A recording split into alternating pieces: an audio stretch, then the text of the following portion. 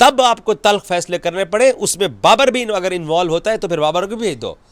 अगर शान टेस्ट कप्तान बनता है तो बाबर उसके नीचे अंडर परफॉर्म करता है तो फिर बाबर को भी ड्रॉप कर दो। मैं तो रेकमेंड करूंगा कि उसको पाकिस्तान क्रिकेट के करीब ना आने दो।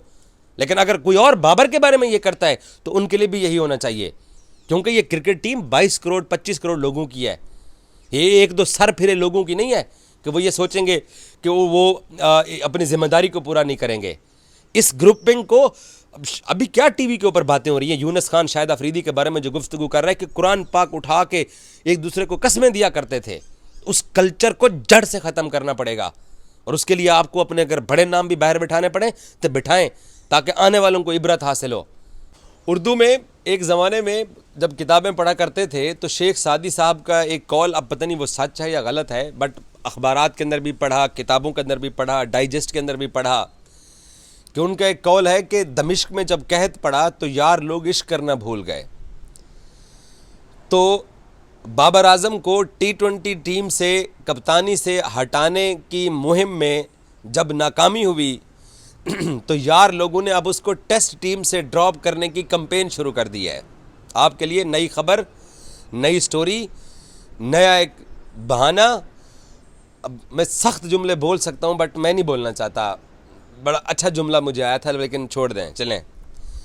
तो शेख सादी साहब ने कहा था कि यार लोग दमिश्क में जब कहत पड़ा तो यार लोग इश्क करना भूल गए।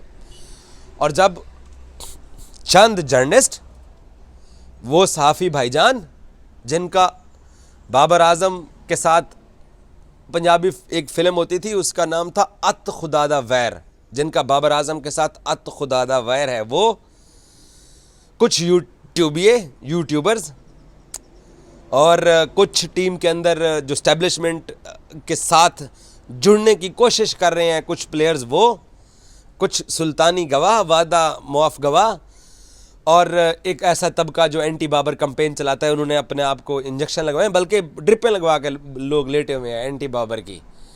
तो उन्होंने एक नई साइंस, एक नई मुहिम, एक नई जो है वो एक मंजिल मुंतखब किया है कि बाबर आजम को पाकिस्तान ने जो बांग्लादेश के साथ अभी अगले महीने जो टेस्ट सीरीज़ खेलनी है उसमें बाबर को रेस्ट दी जाए। अच्छा, बाबर के साथ शाहीन और रिजवान को भी रेस्ट देने की मुहिम शुरू की गई है कि इनको भी रेस्ट दी जाए ताकि पाकिस्तान जो है वो एक नई टेस्ट टीम के साथ मैदान में उतर सके। अब शाहीन और रिजवान को रेस्ट देने का जो पाकिस्तान क्रिकेट बोर्ड की जो स्टैब्लिशमेंट है, वो मैं खुल के बात कर लेता हूँ कि स्मेल आई है ग्रुपिंग की। गैरी क्रिस्टन ने भी उस बात का इजहार किया।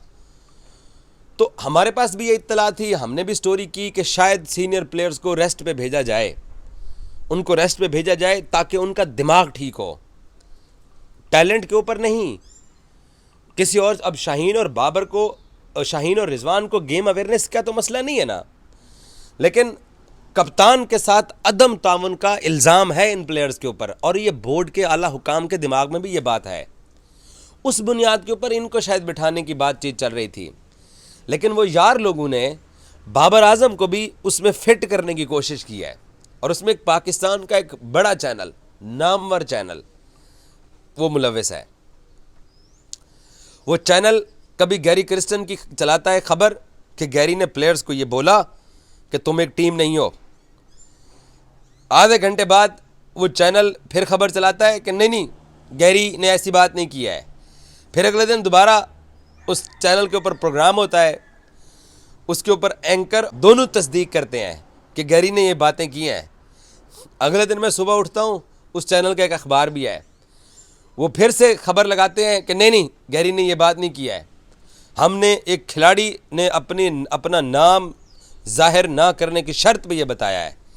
वो चैनल भी इन्वॉल्व है बाबर आजम को साइड लाइन पे करने के लिए। उस चैनल की इस वर्ल्ड कप के अंदर गुफ्तगू, उसके गेस्ट की गुफ्तगू, उनके होस्ट की गुफ्तगू आप लोगों ने सुन ली होगी, मेरे से ज़्यादा कोई नहीं जानता क्योंकि मैं नज़र रखता हूँ सब पे। तो अब बाबर आजम को टेस्ट टीम से ड्रॉप करने का उन्होंने ना, वो एक होता है डाई समझते हो आप लोग, वो एक खाने बने होते हैं खाली जगह जिसको बोलते हैं, तो उसके अंदर उन्होंने फिट करना होता है। तो उन्होंने ना फिट करने की कोशिश किया कि अब इस कैंपेन के अंदर बाबर आजम को फिट किया जाए। और मेरे भाइयों, मेरे से सुन लो। मैं आपको बहुत पहले एक खबर दे चुका हूं कि बाबर आजम न सिर्फ पाकिस्तान क्रिकेट टीम का वाइट बॉल कप्तान बरकरार रहेगा, वो कप्तान है, उसको क्रिकेट बोर्ड ने कप्तान बनाया है और वो कंटिन्यू करेगा बतौर कप्तान। और वो पाकिस्तान की टेस्ट टीम के अंदर, अब शायद बाबर ने कप्तानी जब ले रहा था तो क्रिकेट बोर्ड को बोला था कि जी कप्तानी टेस्ट की दी जाए, लेकिन प्लेयर्स का अदम तामुन देख के अब बाबर शायद टेस्ट की कप्तानी में नहीं है उम्मीदवार। शान आपके पास बरकरार है, वो रहेगा, लेकिन आप बाबर को टेस्ट टीम में बाहर बिठाने का बोझ बर्दाश्त करने की सलाहियत रखते हैं? लगातार 3 टेस्ट मैचेस आप पिछले ऑस्ट्रेलिया से हारे हुए हो, तीनों टेस्ट मैचेस, और वो तीनों टेस्ट मैचेस आप अपनी बैटिंग की वजह से हारे। बॉलिंग आपकी फिर भी अच्छा करती रही, मीर हमजा ने अच्छी बॉलिंग की, शाहीन ने अच्छी बॉलिंग की, इसके अलावा आमिर जमाल अच्छी गेंदें करता रहा। आपकी बैटिंग ने आपको मरवाया है, आपकी बैटिंग चल नहीं रही है और आप उसमें फिट कर रहे हो कि बाबर आजम को ड्रॉप करके। तो आपके पास ऑप्शन क्या है? अब्दुल्ला शफीक, सऊद शकील ऑलरेडी पाकिस्तान के टेस्ट स्क्वाड का हिस्सा है, और इंक्लूडिंग सलमान अली आगा। आपके पास बैकअप क्या है? ये साजिशें करने, ये कहानियां सुनाने से अच्छा ये होता है कि पाकिस्तान क्रिकेट को जब तबाह किया जा रहा था तो तब कभी आप लोगों ने ज़िंदगी में पाकिस्तान के डोमेस्टिक क्रिकेट को बेहतर करने के लिए कभी कोई प्रोग्राम किया है? कभी उसके ऊपर बात की है? ये तो PSL से टैलेंट निकल आया, ये तो कैद आज़म ट्रॉफी में प्लेयर्स मार खा के आते हैं, बेचारे सिलेक्ट होते हैं और वो कुछ परफॉर्म करते हैं तो हम खुश हो जाते हैं कि जनाब हाँ हमारी टीम भी है, हम भी एशिया में और वर्ल्ड में एग्जिस्ट करते हैं। आप लोग ये जो पाकिस्तान क्रिकेट के चौधरी और ठेकेदार बनने की कोशिश करते हो, कभी आप लोगों ने कोई तामीरी गुफ्तगू की है? इतने बड़े इदारे आप लोग चला रहे हो, जब भी आपने गुफ्तगू किया पाकिस्तान क्रिकेट को ख़राब करने की गुफ्तगू की है। और अब आप शुरू हो गए हैं, सरफराज अहमद को टीम के अंदर शान मसूद चाहते हैं आ जाए, ये अब माहौल बनाया जा रहा है, और रिजवान को बाहर बिठाया जाए। और मैं पर्थ टेस्ट में मौजूद था, सरफराज ने जिस तरह की क्रिकेट खेली उसको मोहम्मद हफीज़ और उस वक्त की जो टीम मैनेजमेंट थी उसको अगला जो MCG के अंदर बॉक्सिंग डे टेस्ट था उसमें सैफी को ड्रॉप करना पड़ गया। पूरे पाकिस्तान ने आवाज़ें उठाई कि भाई सरफराज की क्रिकेट ख़त्म हो गई है, खुदा के लिए रिजवान को टेस्ट टीम में डालो। तो अगले दोनों टेस्ट मैचेस रिजवान खेला, बॉक्सिंग डे टेस्ट मेलबर्न वाला भी, और 4 जनवरी से जो पाकिस्तान का टेस्ट मैच सिडनी के अंदर स्टार्ट हुआ था उसमें भी रिजवान वापस आ गया था और सरफराज को बिठा दिया गया था। और सरफराज भाई ठीक है, अच्छे क्रिकेटर होंगे, लेकिन उनका वक्त गुजर चुका है। तो रिजवान के बारे में जो भी जिसकी भी राय हो, लेकिन वो आपकी टेस्ट टीम से ड्रॉप होने वाला नहीं है। और शाहीन को, अपनी पेस बैटरी के लीडर को आप अगर ड्रॉप कर देंगे टेस्ट मैचेस के अंदर, तो फिर किससे बॉलिंग करवानी है मेरे भाई? हसन अली को वापस लाना है? यार अगर कोई हिसाब किताब लगा के अगर कोई आपने बात करनी भी है ना तो ठीक से क्या करो, लोगों को गुमराह मत करो। एक चीज़ जो है वो अभी भी मैं फिर कह रहा हूँ, गेम अवेयरनेस का इन दोनों को मसला नहीं है, रिजवान को और शाहीन को। जो पाकिस्तान क्रिकेट बोर्ड के आला ओहदेदारों को अदम तामुन का एक उनके दिमाग के अंदर एक चीज़ आई है या उनके पास कोई प्रूफ है कि बाबर की T20 और वाइट बॉल की कप्तानी के ऊपर सीनियर प्लेयर्स का अदम तामुन, जैसे गैरी क्रिस्टन ने भी बात की है, उस बुनियाद के ऊपर अगर इनको वापस डोमेस्टिक क्रिकेट में भेजा जाता है तो भेजा जा सकता है। ये क्रिकेट बोर्ड ने फैसला करना है, लेकिन ये टेस्ट टीम की, तीनों पाकिस्तानी टीम की ज़रूरत है आपके पास। आप बांग्लादेश से टेस्ट सीरीज हार जाओगे अगर आप लोग बाबर को बाहर बिठाओगे, या आप रिजवान को टेस्ट टीम में बाहर बिठाओगे, या आप शाहीन को टेस्ट टीम में बाहर बिठाओगे। हमने कोई इनका बैकअप नहीं तैयार किया हुआ।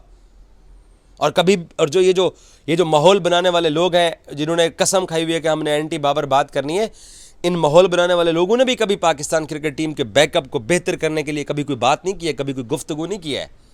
तुम लोग हमें फ़ायदा पहुंचाने के बजाय हमारा नुकसान करने की कोशिश कर रहे हो। और आपका क्या ख्याल है कि एजाज़ भाई आपको सुनता नहीं है, आपको देखता नहीं है, आपकी खबरें नहीं पढ़ता? सारे अखबार रोज़ पढ़ता हूँ।